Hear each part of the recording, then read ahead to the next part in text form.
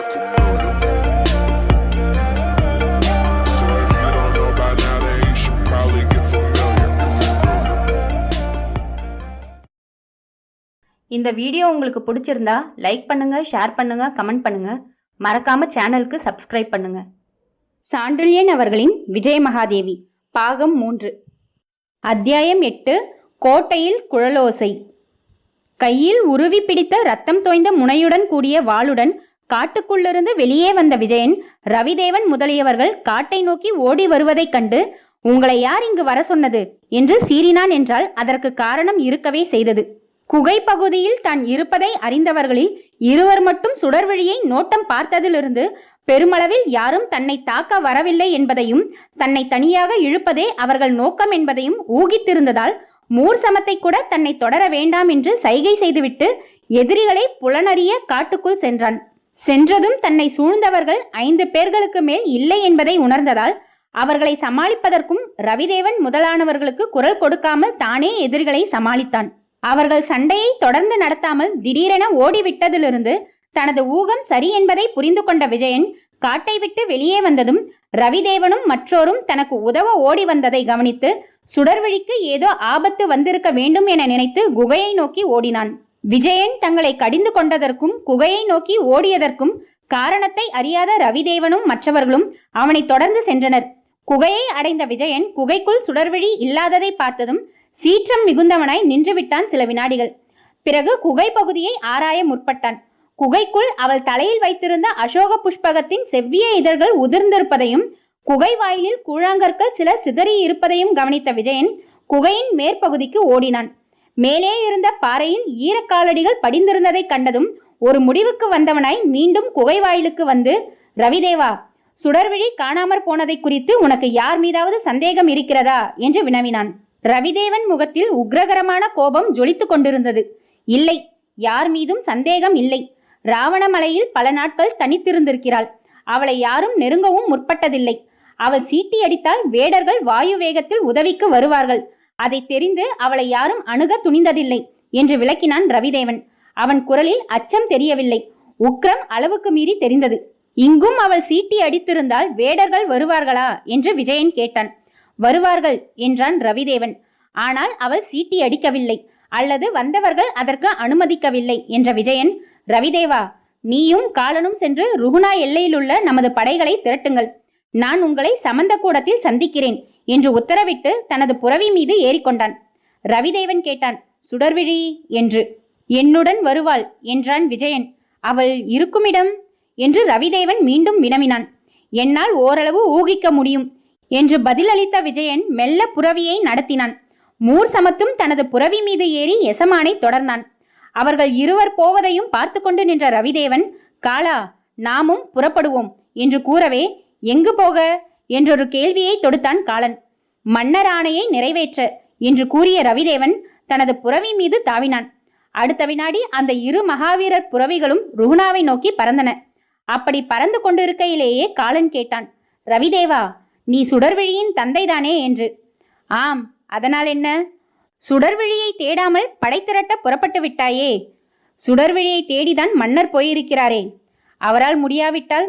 மன்னரால் முடியாதது எதுவும் இல்லை என்ற ரவிதேவன், காலா, சுடர்விழி காணவில்லை என்பதை அறிந்ததும் அவர் முகத்தில் படர்ந்த கொலை சாயையை நீ கவனிக்கவில்லை.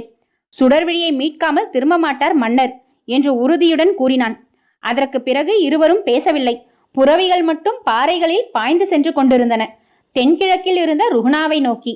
ரவிதேவன் மன்னனிடம் வைத்த நம்பிக்கையில் உண்மை இருக்கிறது என்பதை விஜயனை தொடர்ந்த மூர் சமத் புரிந்து கொண்டான். குகை பகுதியிலிருந்து புரவி மீது ஏறி புறப்பட்ட விஜயன் புரவியை சிறிதும் துரிதப்படுத்தாமல் மெதுவாகவே நடக்கவிட்டான். புரவியின் மீதிருந்தவன் எதிரே நோக்காமல் குனிந்து நிலத்தையே நோக்கிய வண்ணம் சென்றான். சுமார் 20 அடி சென்றதும் சட்டென்று தரையில் குதித்து அங்கிருந்த ஒரு சிறு பட்டையை எடுத்து பார்த்து திருப்திக்கு அறிகுறியாக தலையை ஆட்டிக்கொண்டு அதை மடியில் வைத்துக்கொண்டு மீண்டும் புரவி மீது ஏறி தரையை கவனித்த வண்ணம் புரவியை நடத்தினான். இன்னும் 10 அடி சென்றதும் மற்றொரு பட்டையை எடுத்து மோர் சமத்திடம் நீட்டி, சமத், இதை பார் என்றான். சமத் பட்டையை நோக்கினான். பட்டை மிக மிருதுவாக இருக்கிறது, வளைகிறது என்று சொன்னான் சிறிது நேரம் கழித்து. சுடர்விழியின் மர உரியின் ஒரு பகுதி அது, இதையும் பார் என்று கூறி தனது மடியிலிருந்த பட்டையையும் கொடுத்தான். பதனம் செய்யப்பட்டு பட்டு போல் இருக்கும் மர உரியின் பகுதிகள் இவை. தான் செல்லும் இடத்தை சுட்டிக்காட்ட சுடர்விழியின் ஏற்பாடு இது என்று கூறிய விஜயன், சமத், நீ முன்னால் சென்று புறவிகளின் குளம்படிகள் தெரிகின்றனவா பார் என்று கூற சமத் தனது புறவியை முன்னால் நடத்தினான். சுமார் 3 நிமிடங்கள் பயணம் செய்த பிறகு சட்டென்று புறவியை நடத்தி திரும்பி பார்த்த மூர் சமத், எசமா, இங்கு சில குளம்படிகள் தெரிகின்றன என்றான். அதை கேட்ட விஜயன் தனது புறவியை சிறிதே ஓடவிட்டு மூர் சமத் காட்டிய குளம்படிகளை பார்த்தான். பிறகு ஆகாயத்தையும் நோக்கி எதிரே தெரிந்த பெரிய மலைப்பாறையையும் அடர்ந்த காட்டையும் நோக்கினான். சமத், உனக்கு புரிகிறதா இப்பொழுது என்று வினவினான். மூர் சமத்துக்கு ஏதும் புரியாததால் தலையை இருபுறமும் ஆட்டினான், புரியவில்லை என்பதற்கு அடையாளமாக. விஜயன் விளக்கினான்.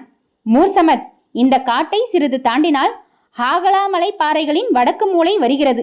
அடுத்து சீதா தலவா, அதாவது சீதை திரிஜடையுடன் சிறை வைக்கப்பட்ட இடம் வருகிறது. அங்கு கல்யாணி நதியின் உபநதியான சீதா கங்காவும் அடர்ந்த காடுகளும் இருக்கின்றன. அந்த காட்டின் நடுவில் பலமான பாழடைந்த கோட்டை ஒன்று இருக்கிறது. அங்குதான் சுடர்விழி இருக்கிறாள் என்று கூறிய விஜயன் தனது புறவியை சற்று வேகமாகவே நடத்தினான். அப்பொழுது வெயில் நன்றாக ஏறிவிட்டதாலும் கதிரவன் கிரணங்களை ஹாகலா பாறைகளும் வாங்கி எதிர்வீச்சு வீசியதாலும் உஷ்ணம் மிக அதிகமாய் இருந்ததாலும் பயணம் சற்று கடுமையாகவே இருந்தாலும் அதை பற்றி சட்டை செய்யாமல் அதிக துரிதமாகவே பயணம் செய்த விஜயன் மெல்ல மெல்ல சீதா சமவெளிக்கு மாலையில் வந்து சேர்ந்தான். ஒரு புறம் ஹாகலாவின் பெரும் பாறைகள், இன்னொரு புறம் அடர்ந்த காடுகள், மனித சஞ்சாரமற்ற நூகாதலா எனும் ஆலமரக்காடு, இவை அனைத்திலும் பிரவேசித்து பயணம் செய்தான் விஜயன். இப்படி கடுமையான பயணத்துக்கு பிறகு சீதாவாகா நதிக்கரைக்கு வந்தான். நதியில் நல்ல பிரவாகம் இருந்தது. இருபுறத்திலுள்ள காடுகள் மாலை முதிர்ந்து இருள் புகுந்துவிட்ட காரணத்தால் மிக பயங்கரமாய் இருந்தன. ஆங்காங்கு துஷ்ட மிருகங்களின் ஒலிகளும் கேட்கலாயின. அந்த இடத்தை அடைந்ததும் விஜயன் சமத்தை நோக்கி, சமத், இனி என்னை தொடர்ந்து வா. எப்படியும் இன்னும் 2 நாழிகை பயணத்துக்கு பின்புதான் நாம் பாழடைந்த கோட்டையை அடைய முடியும். அதற்கு முன்பும் செங்குத்தான பாறைகள் சில உண்டு. ஆனால் முக்கால்வாசி காடுதான். அந்த கோட்டைக்கு முன்பு உன்னை யார் தடுத்தாலும் வெட்டிவிடு. எதிரிகள் நம்மை உயிருடன் பிடிக்க திட்டமிட்டிருப்பதால் அநேகமாக எதிர்ப்போ தடையோ இருக்காது. அப்படி இருந்தால் அதை சமாளித்துக்கொள் என்று உத்தரவிட்டு மெல்ல புறவியை அருவிக்குள் நடத்தினான். சுமார் 1 நாழிகை நதிக்கரையோர காட்டிலேயே புறவியை நடத்திய விஜயன் சட்டென்று ஓர் இடத்தில் நின்று எதையோ உற்று கேட்டான். சற்று தூரத்திலிருந்து யாரோ குழலூதும் இன்னிசை கேட்கவே 2 வினாடிகள் நிதானித்த விஜயன் குழலோசை கேட்ட இடத்தை நோக்கி சென்றான். அந்த இடத்தை அணுக அணுக அந்த பாழடைந்த கோட்டையின் முகப்புகள் தெரிந்தன. பெரும் பாறைகள் 2 தனித்தனியாக நின்றன. எதிரே இருந்த கோட்டையின் மீது அரசு செடியொன்று பெரிதாக வளர்ந்திருந்தது. அந்த கோட்டை வாயில் அத்தனை பெரிதாக இல்லாவிட்டாலும் புறவி நுழைவதற்கு வேண்டிய அகலம் இருந்தது. இருப்பினும் புறவியை விட்டு இறங்கிய விஜயன் மூர் சமத்தை அங்கேயே இருக்க உத்தரவிட்டு தான் மட்டும் கோட்டையின் பக்க பகுதியில் சென்று அதன் மேலே ஏறி படுத்து மெதுவாக நகர்ந்தான். கோட்டை மிகவும் பழுதடைந்திருந்ததால் பல இடங்களில் பிளவு கண்டிருந்தது. அந்த பிளவுகளின் மூலம் உள்ளிருந்து வெளிச்சம் தெரியவே கண்ணை தீட்டிக்கொண்டு பார்வையை செலுத்திய விஜயன் அங்கு கண்ட காட்சியால் அதிர்ச்சி அடைந்தான். கோட்டையின் உட்புற மண்டபத்தில் கல்தூண் ஒன்றில் சுடர்விழி பிணைக்கப்பட்டிருந்தாள். அத்தனை துன்பத்திலும் அவள் வாய் குவிந்து குழலை போல் ஊதிக்கொண்டிருந்தது. அவளுக்கு எதிரே நின்றவன், ஊது சுடர்விழி, நிறுத்தாதே, விஜயன் வரும் நேரமாகிவிட்டது. அவனுக்கு நீ இருக்குமிடம் தெரிய வேண்டாமா என்று கூறி புன்முறுவல் செய்தான். அவள் ஊதலை சிறிது நிறுத்தி, அவருக்கு இந்த இடம் எப்படி தெரியும் என்று கேட்டாள். அவனுக்கு தெரியாத இடம் சிங்களத்தில் கிடையாது, கவலைப்படாதே, விஜயன் நிச்சயம் வருவான் இங்கே. அவன் வந்ததும் உனக்கு விடுதலை அளித்து விடுகிறேன் என்றான் எதிரே இருந்த மனிதன். இந்த உரையாடலை கேட்டதும் விஜயன் அதற்கு மேல் தாமதிக்காமல் கோட்டையின் பின்புறம் சென்று அங்கிருந்த பாறை ஒன்றை நகர்த்த பாறை அகன்று வழிவிட்டது. அந்த வழியின் மூலம் உள்ளே நுழைந்து சுடர்விழி இருந்த மண்டபத்துக்கு வந்து தூணின் மறை ஒன்றில் நின்றான். அந்த மண்டபத்தில் மீண்டும் உரையாடல் நடந்து கொண்டிருந்தது. சீதையை தேடி ராமன் எப்படியும் வருவான் என்றான் அந்த மனிதன். முதலில் வந்தது அனுமார் இல்லையா என்று கேட்டாள் சுடர்விழி. ஆமாம், அவனும் வருவான்.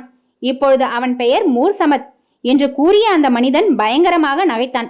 காவிய அறிவு வர வர உனக்கு அதிகமாகிறது என்று கூறிக்கொண்டே மறைவிடத்திலிருந்து வெளியே வந்தான் விஜயன்.